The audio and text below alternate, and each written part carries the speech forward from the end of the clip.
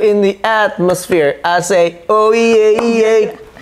Ice, ice, ice. Oh yeah. Ada rules yang tidak tertulis bahwa lu nggak boleh terlalu dekat sama teman kantor lu. Karena? Karena orang terdekat lu itu sebenarnya adalah musuh yang paling jahat, musuh yang paling besar buat lu. Kalau misalnya gue cerita ke hal-hal yang pribadi banget gitu, misalnya, gue tuh ganteng banget tahu gitu. Biar dia tuh bisa nyimpan itu semua dengan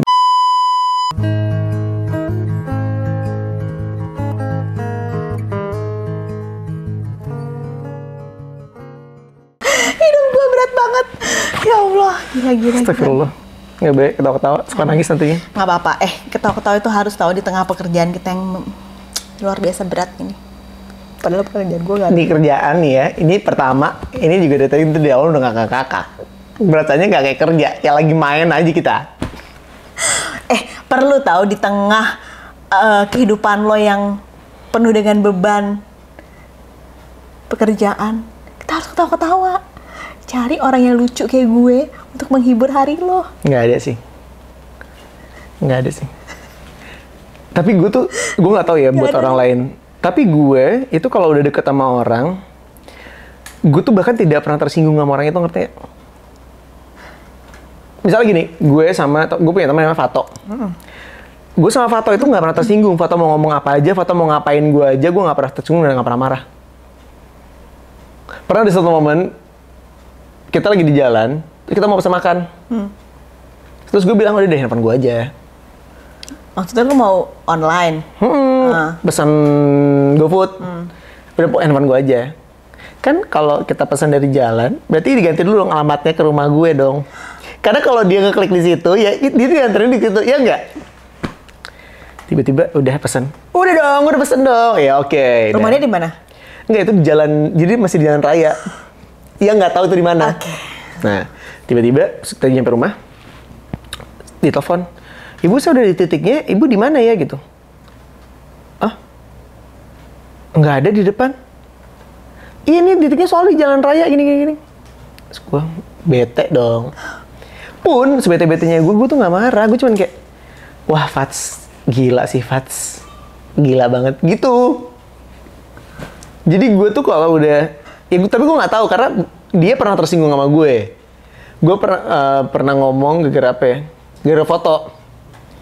Jadi kita tuh ke Belanda, ke Belgia, terus ketemu sama temannya dia. Kita jalan bertiga. Pas mau difotoin dia minta tolong ke Fato. Terus gue bilang, udah jangan foto sama gue aja, kalau sama foto suka miring. Gitu doang. Dia marah. Ini lagi PMS kali Iya makanya, tapi marahnya tuh ya 3 hari 4 hari. Gitu? Tapi kan itu di luar negeri ya, jadi nggak enak, ngerti nggak? Karena setiap hari ketemu, jadi kayak ya elah gitu doang gitu. Tapi gue tetap minta maaf. Nah, sedangkan gue tuh orang nggak pernah tersinggung kalau udah deket banget. Nah, lu tuh salah satu orang yang menurut gue tuh nggak akan tersinggung sama lu, gue tuh nggak akan marah sama lu, nggak tahu kenapa. Ya karena gue baik.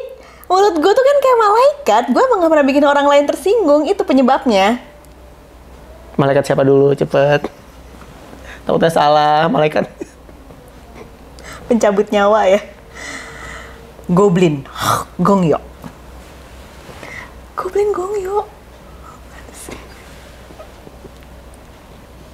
Gue tuh selalu inget ikoniknya dia yang jalan di lorong siluet. Sama temennya si itu. Siapa? Grim Reaper. Lee Dong Wook. Baca bukan Lee tapi I. Oh iya, Lee Dong Wook. Tapi bawa belanjaan. Iya kan? Pas dilihat di bawah bawa belanjaan, si anjing. Grim Reaper lah, Goblin lah, belanjaan yang lo bawa.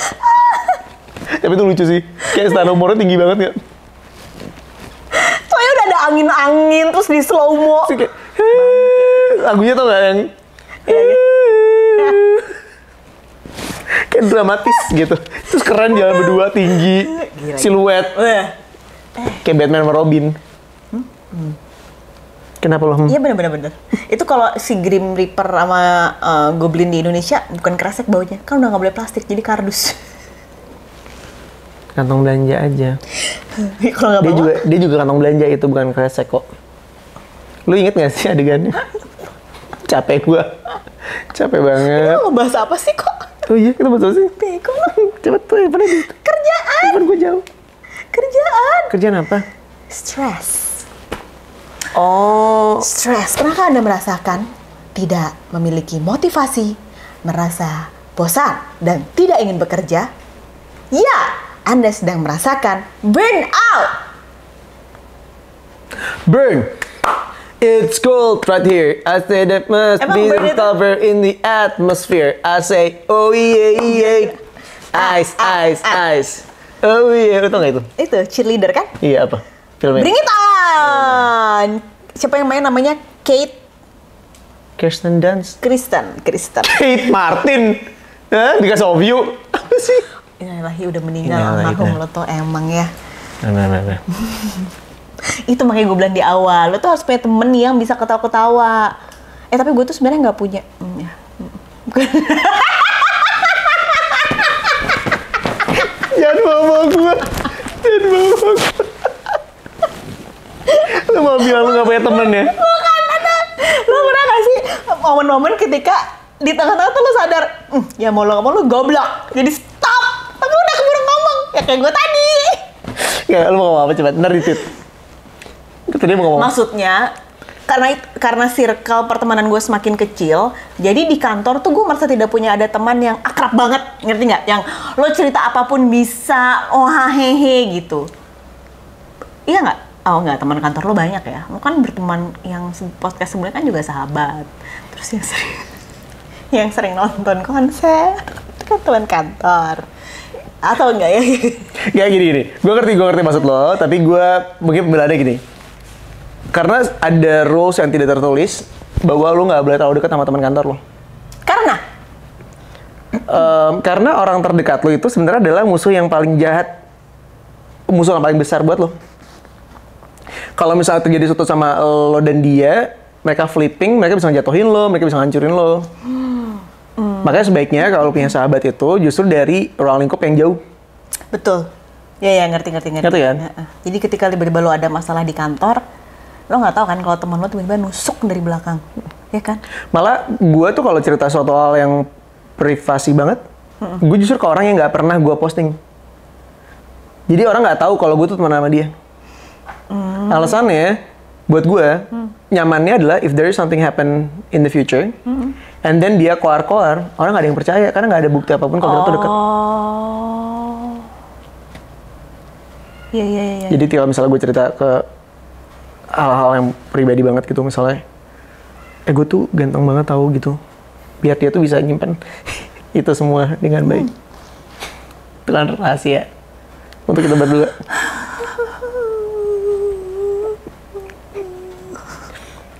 Itu sih. Ngerti kan? Tapi kira sekarang gue cerita sama lo, jadi lo juga tahu. Disimpan ya. Jangan terlalu disebar-sebar. Ya gitu, maksud gue. Tapi penting nggak punya teman di kantor? Oh, nih, gini dulu. Lu harus membahas tentang pertemanan lu tuh, ruang lingkupnya kayak apa. Karena kalau gue tuh batasannya ada yang orang yang gue cuman kenal, temen, sahabat. Iya. Kalau sahabat itu gue bisa dihitung pakai jari lah, 1-2 doang. Tapi kalau misalnya teman, ya gue mungkin ada beberapa. Ada juga yang orang yang gue tuh cuman kenal sekelibat. Kayak misalnya Iyo ketika gue nge-MC kan, ketemunya cuma sekali-kali doang. Oh, oke. Itu gue cuman kenal aja. Tapi juga nggak yang sampai gue temen, kita bisa ngobrol, curhat, apa segala. Enggak, tapi cuman ruang lingkupnya sampai di pekerjaan aja. Bener-bener. Nah, which is kalau misalnya kemudian bikin gue burn out, menurut gue, itu karena beberapa orang menjadikan si teman-teman ini tuh mungkin ya terlalu akrab sehingga menambahkan beban tersendiri buat dia. Karena sebenarnya gini, burnout itu bisa jadi karena pekerjaannya atau karena lingkungannya atau karena stres yang dia emban sendiri. Bikin sendiri. Ya nggak sih? Coba, kok gue nggak tahu ya. Menurut lo, burnout itu seperti apa? Seperti apa? Misalnya konsep burnout itu menurut lo kayak gimana sih yang menimbulkan burnout? Burnout itu kayak apa? Biasanya gimana? Pemicunya. Macam-macam. Kayak gue misalnya burnout, menurut gue burnout itu adalah ketika lo udah overwhelming sama kerjaan lo udah capek banget, yang lo udah nggak tahu harus mulai dari mana dan harus selesainya gimana. Ya. Sama kadang tuh ada ini ekspektasi lo ke diri lo sendiri untuk Iya, menyelesaikan pekerjaan itu terlalu tinggi. That sucks, Padahal though. sebenarnya kemampuan lo segini gitu. Tapi enggak, gue yakin gue bisa. Tapi di saat yang sama, lo ada trust issue nih sama orang-orang di sekitar lo. Kayaknya dia nggak bisa, dia harus gue yang kerjain. Kan Iya. buat sendiri kan. Padahal kenapa nggak lo turunin. Kalau gue tuh kekerjaan kayak nggak berekspektasi tinggi tuh bagus ya. Maksudnya punya target yang jauh dan besar gitu. Cuman kan lo harus tahu kemampuan lo sendiri ya. Apalagi kalau lo tiba-tiba gitu lo ngerjainnya bikin lo capek sendiri, stres sendiri. Oke, karena kita pernah kerja bareng Ri, dari zaman kuliah, gue tuh ngeliat tendensi lo sebenarnya, lo tuh in between gitu loh. Jadi ketika gue kerja bareng sama lo tuh bisa banget mendelegasikan pekerjaan-pekerjaan kepada orang lain yang menurut gue, lo seharusnya nggak mendelegasikan ke orang ini. Ngerti gak? Misalnya gini, lo tuh gampang banget percaya sama orang. Oh, oke. Lo bisa banget kayak lo tahu nih anggota lo ada 5 orang, lo bisa kayak nyuruh si A ngapain, si B ngapain, si C ngapain, walaupun kadang-kadang si A ini sebenarnya tidak layak mengerjakan hal itu. Maksudnya kapasitasnya bukan di situ. Tapi karena yang 4 lain udah dikasih kerjaan yang sesuai dengan mereka, maka yang satunya dikasih aja gitu. Nah, tapi di situ gue belajar bahwa kadang-kadang you don't need to be that perfectionist. Sometimes you just have to trust others aja. Iya. Nah, tapi di sisi lain, kemudian gue ngelihat sebenarnya lu tuh ada sisi yang nggak mau ngelimpahin pekerjaan ke orang karena Nggak enak. bukan cuma nggak enak, tapi karena lu perfeksionis, jadi lu tuh maunya kerjaannya tuh bagus, bener, jadi lu kerjaan sendiri. Masa sih? Lu tuh kadang-kadang ada kayak gitunya. I don't know ya, tapi ketika lu ngomongin tadi masalah ekspektasi dan sebagainya, di situ aja kelihatan, lu bisa bilang kalau, iya, lu bisa bilang kalau, iya yuk, gue tuh kadang-kadang nggak bisa ngasih kerjaan ke orang gitu. Oh iya. Ngerti kan? Iya. Kadang karena lu tahu aja gitu kalau enggak, gue juga bisa ngerjain sendiri, tapi kemudian lo ya akhirnya jadi overwhelming sama kerjaannya. Karena lo kerjain sendiri semuanya. Padahal bisa gue share kan. Delegasikan ke orang. Ngerti kan? Ngerti. Jadi lu tuh sebenarnya ada di dua sisi itu. Tergantung mood gue yang mana ya. Bukan masalah mood nih, tapi lu tuh punya perhitungan yang baik untuk masalahnya itu. Jadi lu tahu kapan harus, ya udah deh gue kasih ke orang, atau yang jangan deh gitu. Tapi kan malah bagus ya. Jadi mengurangi potensi lo burnout di kantor. Iya. Makanya menurut gue sih, lu tuh seharusnya bisa. Karena lu ada di situ, Ri. Tapi gue sejujurnya dalam beberapa tahun terakhir ini gue jarang mengalami burnout ini nih. Burnout karena kerjaan udah terlalu menumpuk, gue ngerjain sendiri, terus unmotivated. Nah ini nih jarang terjadi. Ini tuh kenapa gue terpikir ini karena kayak suami gue lagi merasakan ini nih burnout itu kan dia cerita, aduh gue lagi malas ke kantor, lagi udah deh ngerjain kerjaan ya udah gitu. Tapi karakter gue dan dia ini beda banget karena menurut gue dia itu perfeksionis.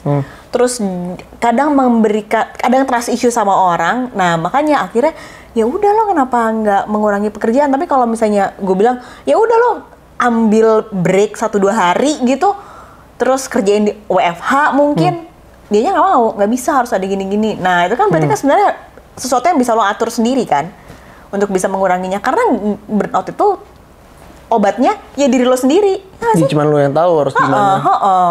Nggak, orang lain nggak bisa. Pun misalnya bos lo, oke, gue kurangin nih kerjaannya.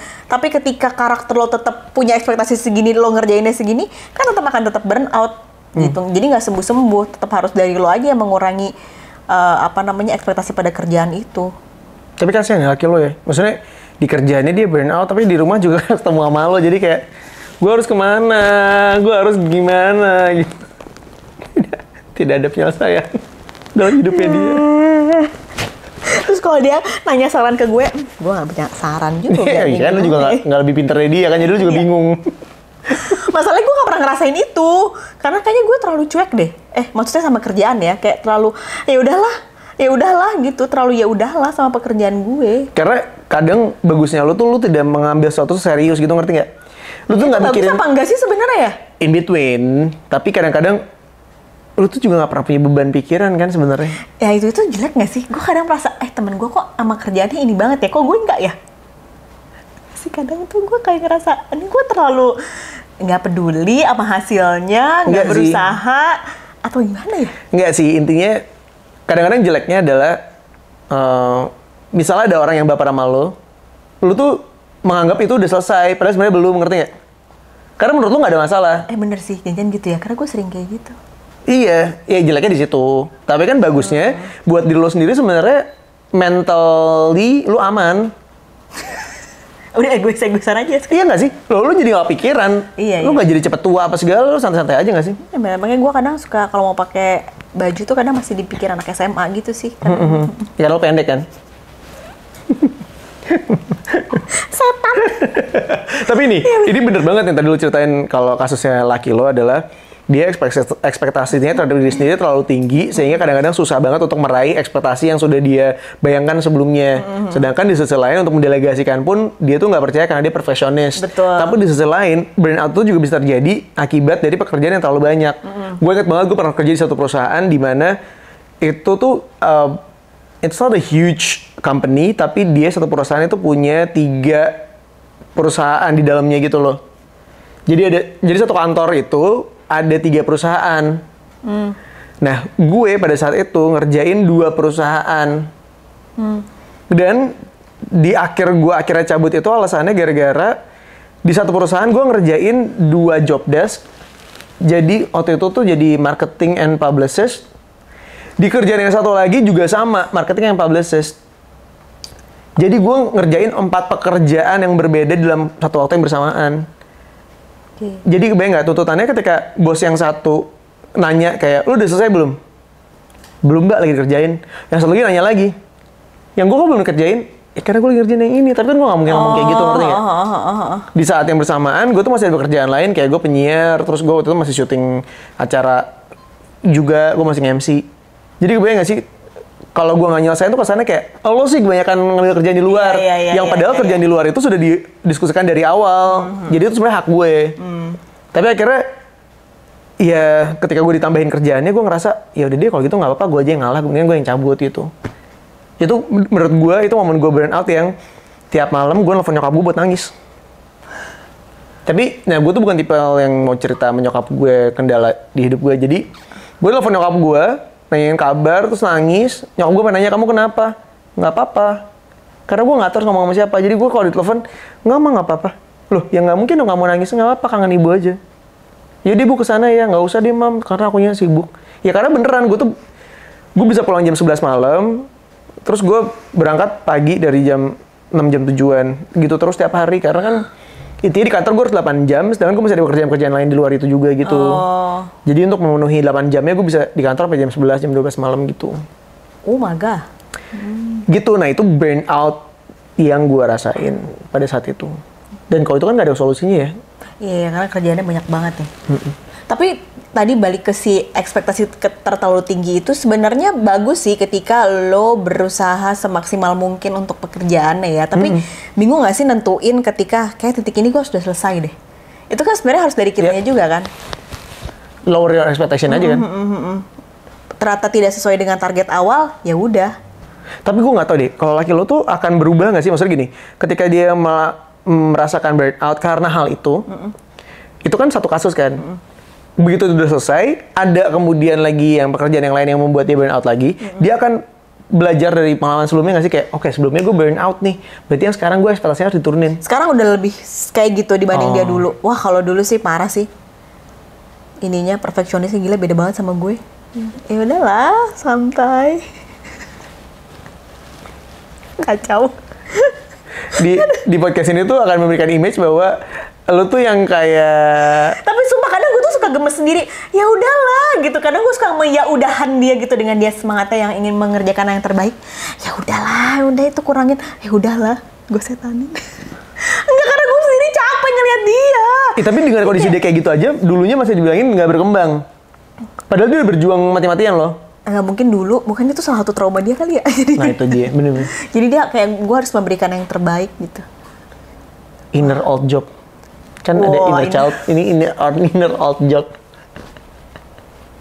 Tapi kata Sio, tahun depan Sio dia akan beruntung. Sionya apa sih? Babi. Di tahun kelinci air. Lu Sionya apa? Kelinci ya? Sio apa? Naga. Oh. Ya lupa gue lagi naga apa. Nggak gue inget-inget, sorry. Gue cuma inget Yosio yang orang dekat dengan gue. Kita cari nanti ya, kita cari ya. Agak gimana ya. Kita nggak mau ngebahas Sio ya. next episode lah. Aduh, bener sih. Tapi episode udah Januari tuh tayangnya. Enggak kan emang ininya akhir Januari. Apa namanya? Oh iya, bener. Pas. Kongsi Facoy. Sinan Kwaile. Pinter lu, temen. Anak swasta dari SD, hafal lah. Iya, 6 tahun 9. Ngitung SD-nya kan 7 tahun. Setan. SD gue 6 tahun anjir. Oh SMP yang... Makanya, pokoknya carilah hal-hal yang bisa membuat Anda happy di tengah pekerjaan Anda yang membuat suntuk.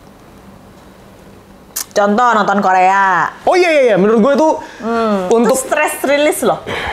Untuk lo tetap sanity di tengah-tengah kesibukan lo, menurut gue lo harus tahu apa yang bisa membuat lo merasa oh ini bisa ngobatin burnout gue. Sebelum gue burnout tuh gue bisa menangani dengan hal ini gitu. Malah gue pernah baca satu artikel yang bilang liburan itu sebenarnya investasi untuk 8 bulan ke depan, karena rasa kebahagiaan yang ditimbulkan dari liburan, sekali liburan itu untuk 8 bulan. Tapi kalau nggak ada duitnya jangan dipaksain. Iya bener. Ntar lo stres juga, jangan ngikutin dia juga. Tetap hitung perhitungan uangnya ya. Kalau Jangan bisa. healing, duit hilang. Wah, malah nambah stres. Carilah healing yang kalau bisa gratis ya kan. Nonton Contohnya? Korea. Gratis nonton Korea. Enggak, harus bayar Netflix-nya, harus bayar video. Ya tapi kan nggak semahal kalau liburan. Atau lo bisa pergi ke kebun raya Bogor, melihat yang hijau-hijau. Oh gue punya. Bogor macet. Kan naik pertama tahu KRL dong. angkotnya juga penuh. Murah tuh naik KRL, hanya 3.500. Ntar lagi katanya mau naik lagi 5.000. Ya kan? 25 kilo, masuk nggak ya rumah gue? Untung nggak kata penonton podcast gini. Bangsat naik cuma 1.500. Enggak, gue aja, kuota gue aja lebih mahal dibanding itu anjing. 1.500 kalau lo kali 25 hari juga jadi mahal. Jadi berapa? 250 ribuan. Dengerin ya, ini kuota-kuota masyarakat juga lebih dari itu per bulannya gue yakin. Tapi udah murah banget sih KRL itu, gila kemurahan. Bayangin loh, gue dari Tadi lu bilang naik, sekarang bilangnya kemurahan. Lu emang gak konsisten.